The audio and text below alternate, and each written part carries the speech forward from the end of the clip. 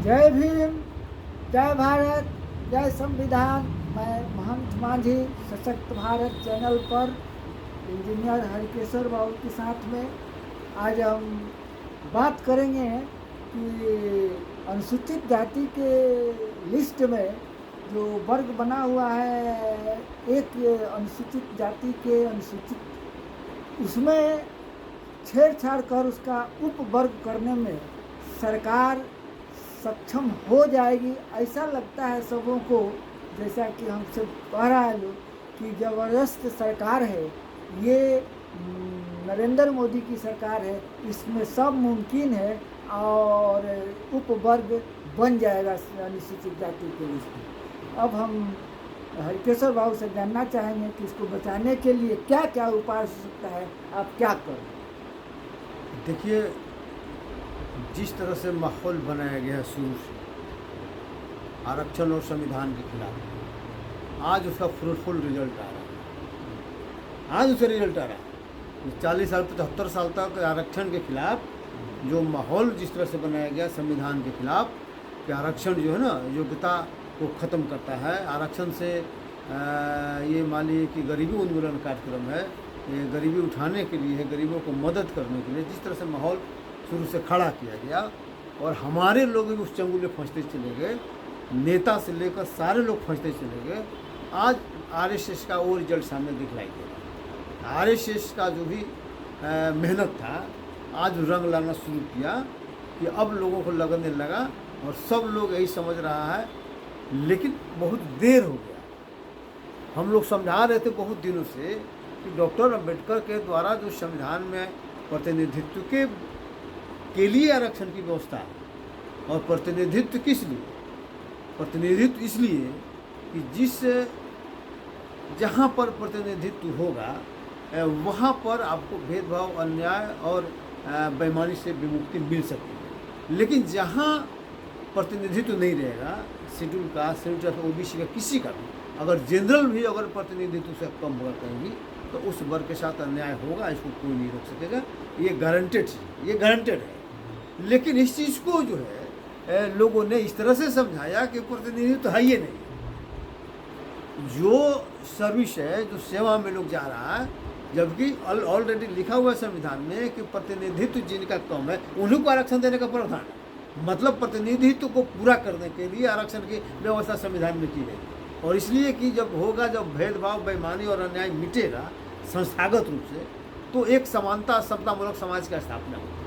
लेकिन उसके विरोध माहौल क्रिएट किया गया और लोगों को समझा दिया गया कि अरे ये तो जो आगे बढ़ गया वही खा पी रहा है और लोग तो गरीब के गरीब रह गया, मतलब गरीबी उन्मूलन कार्यक्रम है, जल्दी उसको हटाओ और तुम अपने आ जाओ। ये माहौल जो खराब हुआ, तो जिसके चलते मान ली कि जो जातियाँ छूट गई, जो पीछे मतलब कंपटीशन में नहीं आ पा रही, तो उनको लग रहा है कि हमारा यही लोग हिस्सा खा रहे हैं। जबकि सरकार की ऐसा कोई व्यवस्था नहीं है कि किसी को रोक या मतलब किसी को आगे बढ़ा दिया। तो सबके लिए ओपन मान लीजिए था शेड्यूल कास्ट का सीट, लेकिन उसमें कुछ लोग आए आ गया, कुछ लोग नहीं आए।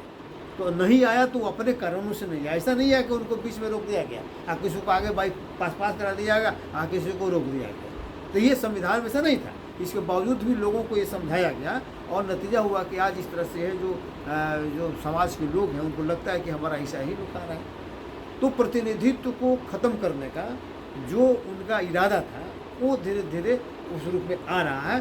और क्योंकि बीजेपी प्रतिनिधित्व करना उसी का एजेंडा था और सुप्रीम कोर्ट ने उसको कह दिया, तो भला भाई बीजेपी क्यों नहीं लागू करेगी। और लोग तो कुछ सोचते समझने में अपना समय लगा, लेकिन बीजेपी का तो सोची समझी रणनीति ही था। तो इसीलिए देखिएगा सबसे पहले हरियाणा में कहा कि हम लागू कर देंगे। और सबसे बड़ा दिक्कत क्या हो रहा है, अब शेड्यूल कास्ट का नामकरण बदल जा रहा है।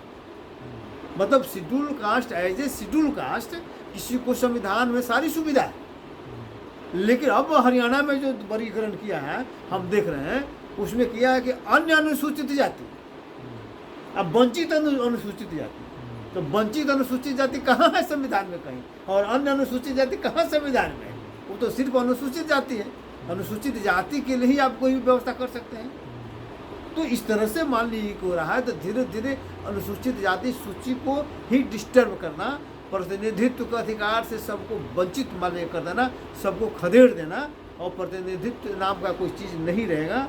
और दया भाव सहानुभूति जो पहले राजा राजवाड़ा को होता था ना कि गरीब है तो 4 किलो अनाज दे दो जी, 5 किलो अनाज दे दो जी, किसी के घर में चूल्हा नहीं चल रहा था जाकर उसका चूल्हा जलवा दो जी। तो ये जो मानने को हो रहा था वही स्थिति राजा राजवाड़ों का लोकतंत्र खत्म हो गया और किसी को अधिकार सरकार नहीं देना चाहती। बीजेपी के लोग अधिकार नहीं किसी को देना चाहते हैं, वे सिर्फ चाहते हैं कि हमारे दया पर हो, हमारे सहानुभूति पर हो, हम तुम्हारा कल्याण करेंगे और हमको तुम वोट देते रहो। तो यही स्थिति मान ली हो गया कि जो अधिकार था उस अधिकार को टोटली छीन लिया गया है। ये हमारे लोगों को, कुछ लोगों को पता चला है और धीरे धीरे धीरे ये माहौल बन रहा है। लेकिन अल्टीमेट अंतिम रिजल्ट बता रहा है, लाख मान लीजिए कि बीजेपी, लाख कांग्रेस, लाख आरजेडी सब मिल के अगर वर्गीकरण करता भी है तो उनको पछताना पड़ेगा। एक न एक दिन बाबा साहब का कर्म आगे बढ़ेगा। ऐसी चीज़ को लोग को महसूस करना पड़ेगा कि हमने गलत काम किया है, आरक्षण को हमने गलत समझा है, सामाजिक न्याय को हमने गलत समझा है और हम लोग समझा कर रहेंगे। और आज न कल निश्चित रूप से अंततः जीत हमारी होगी, हम लोगों की जीत होगी। भले कुछ समय के लिए हमारे लोगों के नासमझी के कारण कुछ भी मान हो सकता है, उल्टा पुल्टा हो जाए, क्योंकि बहुत दिनों का उनका माहौल बनाया हुआ था, हमारे लोगों ने उस पर ध्यान नहीं दिया और आज उसका भुगतना हम लोग को पड़ रहा है। लेकिन इससे आग बकाने की जरूरत नहीं है। आंदोलन एक दिन का होता नहीं है। जब लोग इस बात को समझ जाएंगे, डॉक्टर अम्बेडकर के उद्देश्य को समझ जाएंगे, संविधान के उद्देश्य को समझ जाएंगे, तो सारा खेल पलट जाएगा। तो मेन समझने की जरूरत है व्हाट इज रिजर्वेशन, रिप्रेजेंटेशन क्या है। रिप्रेजेंटेशन कहीं अमीरी गरीबी का मतलब नहीं होता है, ठीक है। तो खैर अब चल रहा है, अब देखिए क्या होता है नहीं होता है। लेकिन हमको लगता है कि चूँकि जो एमपी लोग थे वे लोग जाके मुख्यमंत्री से मिले तो एमपी लोगों का अपना कहा कि तुम मत डरो, तुम्हारा सदस्यता नहीं, मतलब क्रिमिनल नहीं लगा तो तुमको हम बचा लेंगे। कहने का मतलब कि समाज तो बटे ही बटे और विधायक और एमपी भी एक तरफ हो जाए कि तुम्हारा कोई दिक्कत हम नहीं होने देंगे, खाली नौकरी वालों को हम अलग कर देंगे, ठीक है। तो ये मान लें कि साजिश से बांटने का जो उनका जो तौर तरीका है उसको उन्होंने अपना लिया है और सबसे पहले हरियाणा में किया है और फिर कांग्रेस का जो थी में ये आंध्र प्रदेश से बंटवारा हुआ था, तेलंगाना राज्य के मुख्यमंत्री जो कांग्रेस, उन्होंने घोषणा किया कि सबसे पहले हम करेंगे। तो कांग्रेस और बीजेपी में कंपटीशन लगा हुआ है कि सबसे पहले वर्गीकरण कौन करता है।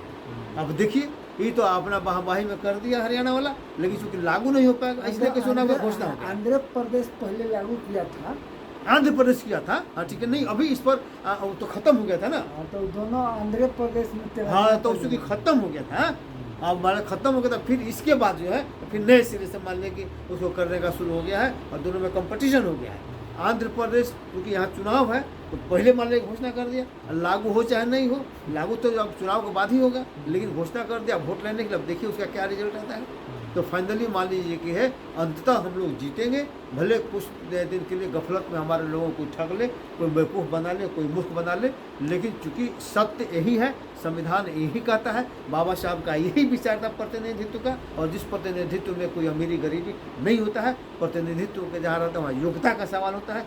योग लोगों को ही जाना है, जाति का रिजर्वेशन नहीं है, किसी व्यक्ति का रिजर्वेशन नहीं है। इसलिए इस चीज़ को लोग समझ रहे हैं, धीरे धीरे जो समझ रहे हैं, जो लड़ रहे हैं, जो नहीं समझ रहे हैं पिछले को बने हुए। तो खैर चलिए आज इतना ही। जय भीम, जय भारत, जय संविधान।